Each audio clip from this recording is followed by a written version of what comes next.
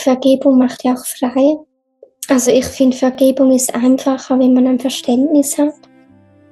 Also wenn man versteht, warum ist jemand so, wie er ist? Oder warum macht jemand das, was er macht?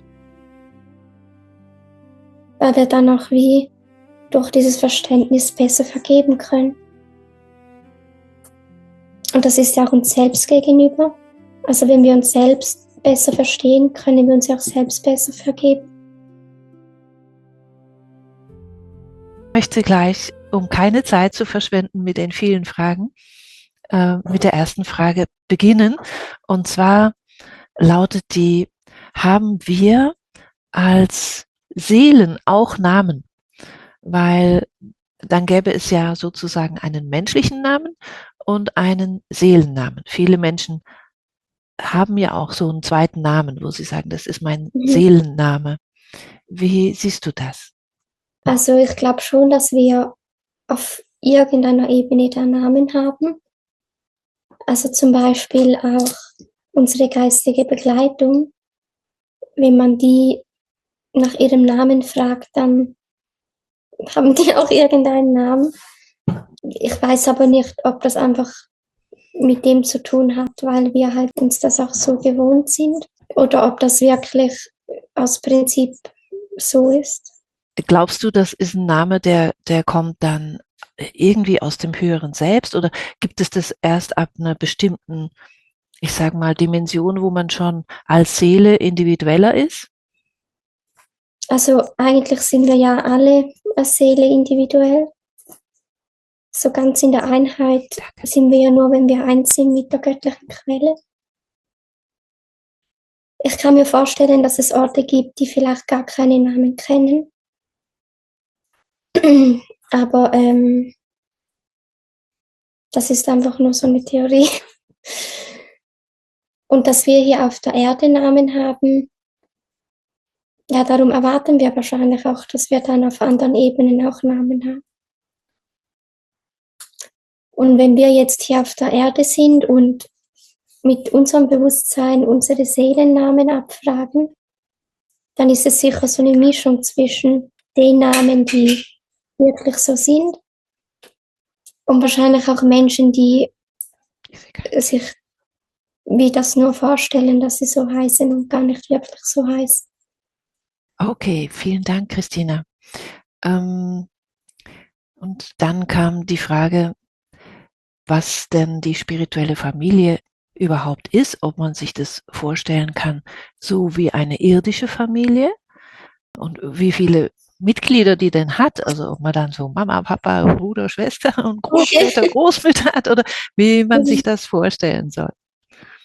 Also Seelenfamilie ist ja wie so die Seelengruppe, wo man da mit drin ist. Und wir kennen die Seelen ja auch aus verschiedenen Leben. Also wenn wir unser Leben planen und dann abmachen, dass wir uns mit der und der Seele treffen, dann ist das ja häufig eine Seele aus unserer Seelengruppe. Und dann kennen wir uns wie schon aus früheren Leben auch schon. Weil man mit den Seelen aus der Seelengruppe auch immer wieder inkarniert. Aber es kann auch sein, dass welche aus der Seelengruppe in der geistigen Welt bleiben. Also es ist nicht so, dass wir alle miteinander inkarnieren. Die können sich ja auch aufteilen. Und dann kann es schon sein, dass jemand mal die Mutter ist und dann jemand der Vater, und 2 Leben später ist es umgekehrt, oder ist dann der Bruder und sie ist die Tante, oder kann auch der Nachbar sein. Da gibt es ja alles. Aber so diese Rollen, die wir dann hier auf der Erde haben, die gibt es ja so dann nicht in der geistigen Welt oben.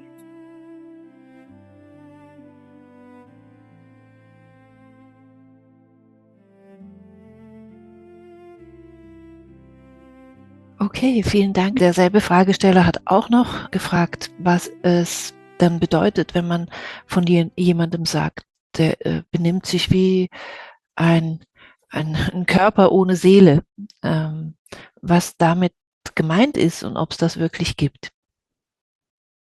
Also es gibt ja schon Menschen, die wie keine Verbindung zur Liebe haben. Und dann auch all die Dinge, die ja uns Menschen auch ausmachen.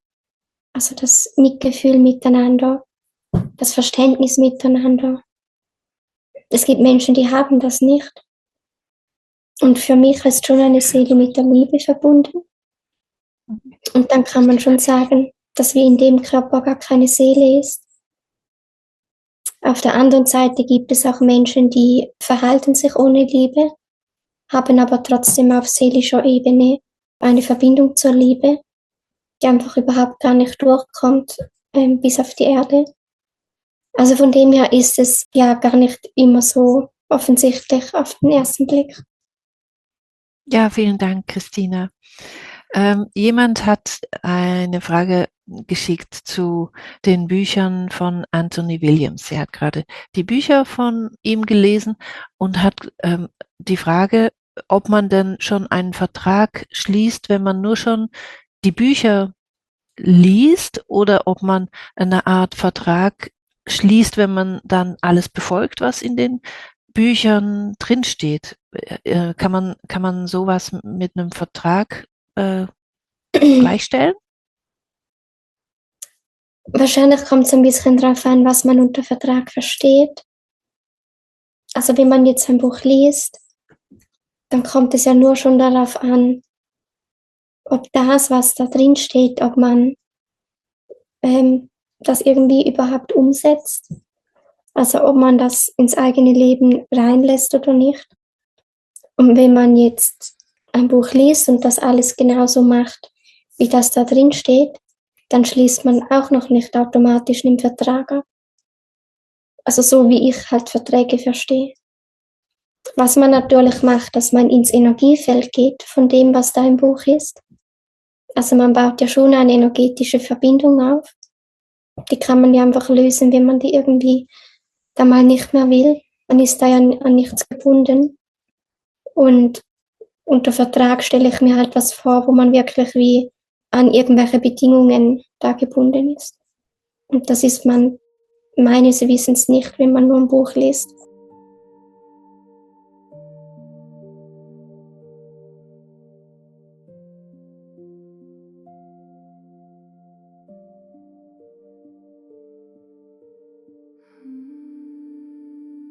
Hier kommt schon die nächste Frage. Das geht um das Thema Vergebung.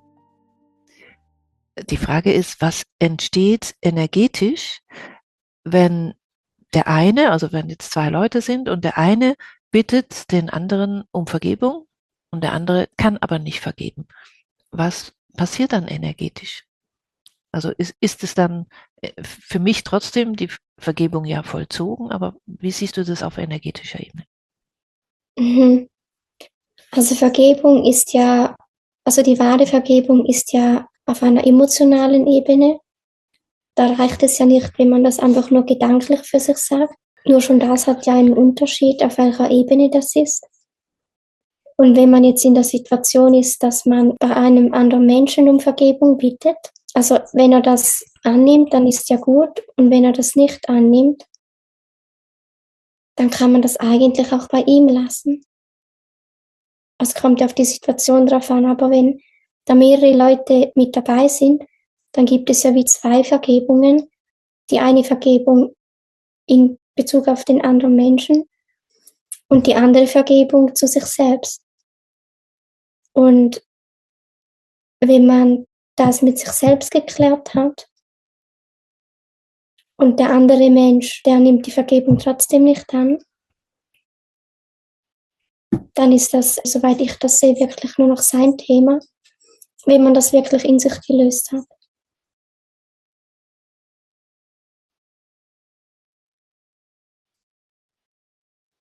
Ja, vielen Dank. Es ist so ein wichtiges Thema, das Thema Vergebung. Möchtest du ganz allgemein noch was dazu sagen? Also Vergebung macht ja auch frei. Und es ist ja nicht so, wenn man das jetzt als Beispiel nimmt, dass man in einer Situation ist, wo auch andere mit dabei sind. Es ist ja nicht so, dass die Vergebung wie davon abhängig ist, dass alle, die da irgendwo in der Situation dabei waren, auch in diese Vergebung gehen. Vielleicht ist es so, aber vielleicht auch nicht. Aber wenn wir das für uns selbst machen, dann reicht das zumindest für uns selbst. Und ob die anderen Menschen da das auch machen oder nicht, das können wir meistens ja gar nicht wirklich beeinflussen.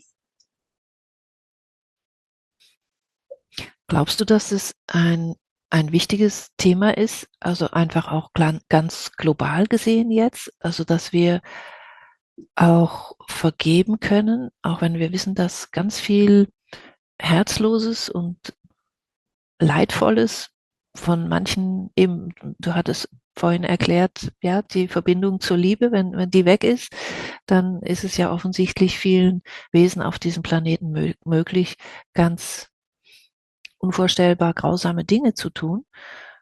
Inwieweit ist es wichtig, dass wir als Menschen, als jeder einzelne Mensch, diesen Wesen vergeben lernt? Wie siehst du das? Also ich finde, Vergebung ist einfacher, wenn man ein Verständnis hat. Also wenn man versteht, warum ist jemand so, wie er ist, oder warum macht jemand das, was er macht, weil wir dann auch wie durch dieses Verständnis besser vergeben können. Und das ist ja auch uns selbst gegenüber. Also wenn wir uns selbst besser verstehen, können wir uns ja auch selbst besser vergeben.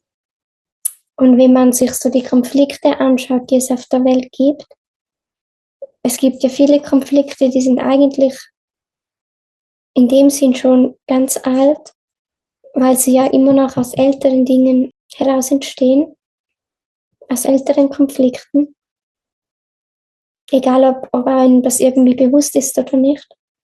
Aber die meisten Konflikte, die wir auf der Welt haben, die kommen ja schon mit dieser Grundlage, dass da ganz viel Altes da drin ist. Und wenn man da Vergebung reinbringen könnte, dann wird das da natürlich auch vieles lösen. Und es sorgt halt auch dafür, dass man dann nicht ständig alles nach außen projiziert. Weil wenn wir einen Konflikt haben und der kommt vielleicht sogar noch von was Älterem und das wird dann irgendwie nach außen projiziert auf irgendeine Gruppe und die haben dann Krieg zusammen. Wenn da Vergebung reinkommt, dann kann man wie nicht einfach sagen, die eine Gruppe ist für alles schuld.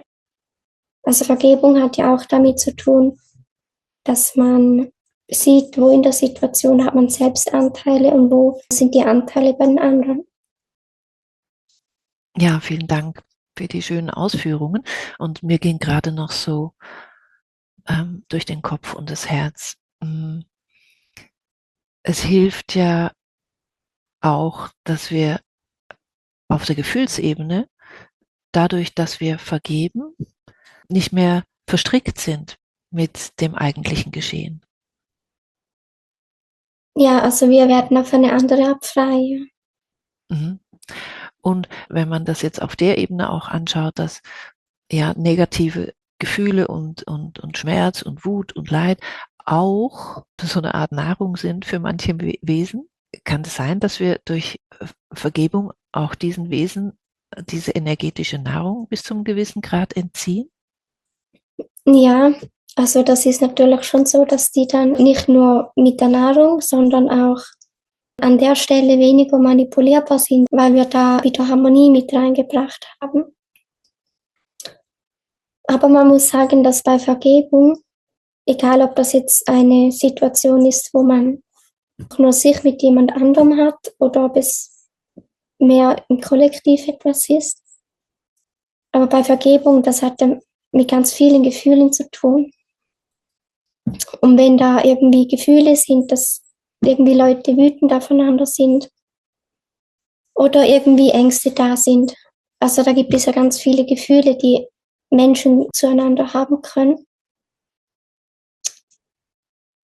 Und wenn man sich mit denen nicht befasst, dann ist richtige Vergebung meistens gar nicht wirklich möglich, weil wenn wir uns mit den Gefühlen befassen, aber eine ganz andere Einstellung dazu haben, dann ist das auch gar nicht mehr die gleiche Nahrung für tiefer schwingende Wesen.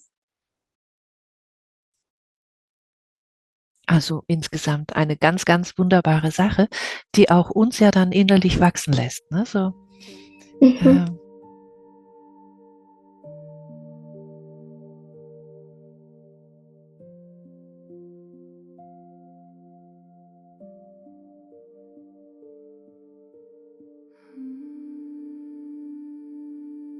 Wir gehen mal weiter zur nächsten Frage. Und zwar kommt das immer wieder und viele Menschen, die wirklich engagiert und mit ganzem Herzen auf dem Weg sind, haben ja so ein bisschen das Problem, dass sie die Herausforderung, dass sie alleine sind, dass sie sich alleine fühlen, dass ihr Umfeld sie nicht wirklich ernst nimmt oder nicht akzeptiert und sie sich wirklich ja irgendwie ein bisschen wie Ausgestoßene fühlen. Christine, geht es dir manchmal auch so? Oder wie gehst du mit solchen Situationen um, wenn du mit Menschen zusammen bist, wo du das Gefühl hast, also das ist ein anderer Planet?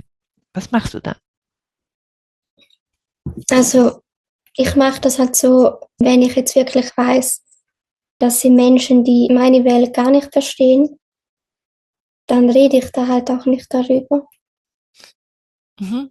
Es ist aber nicht für alle gleich einfach. Also gerade zum Beispiel, wenn du in einer Familie lebst, ja, also mit Mann und Kindern und du bist vielleicht die Einzige, die so denkt und fühlt und diese Öffnung hat.